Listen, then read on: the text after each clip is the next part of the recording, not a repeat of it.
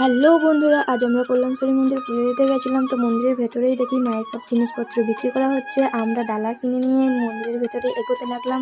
2019-এ একবার এসেছিলাম, আর 2026-এ এসেও দেখি একই মন্দির আছে। তো মন্দিরে এসে সবাই জানোই তো, সবার মন ভালো হয়ে যায়। তো আমারও মন ভালো হয়ে গেছিলো। আর এখানে এসে দেখি অনেকটা লাইন দাঁড়াতে হচ্ছে। তো কোনো ব্যাপার না, লাইন তো দাঁড়াতেই হয়, সব জায়গাতে লাইন দাঁড়াতে হয়। তাই পুজোর জন্য লাইন দাঁড়িয়েছিলাম। আর এদিকে পূর্ণিমাদের সাথে একটু মজা করে নিলাম। প্রথমে তো ভেবেছিলাম একটু লাইন, কিন্তু ভেতরে ঢুকে দেখি আরও লাইন। ওরে বাপরে, আমি তো বোর হয়ে যাচ্ছিলাম। আমার মুখটা দেখেই তোমরা সবাই বুঝতেই পারছো। তারপর এই বটগাছটা দেখে আমার মন ভালো হয়ে গেল। তারপর আস্তে আস্তে সব ঠাকুরগুলোকে দেখলাম। সত্যি মন্দির একটা শান্তির জায়গা। যদি তোমাদের কোনোদিন শান্তির ইচ্ছে হয়, তো মন্দিরে এসেই শান্তি অনুভব করবে।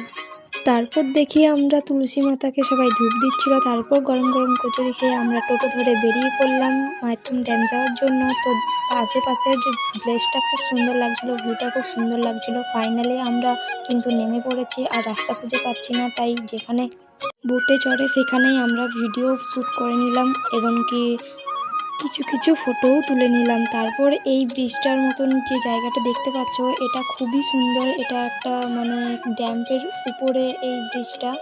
আমার এই প্লেসটা খুবই ভালো লাগলো। তো চলো, এই পর্যন্ত ভিডিওটা দেখা হচ্ছে নেক্সট ভিডিওতে। টাটা বন্ধুরা।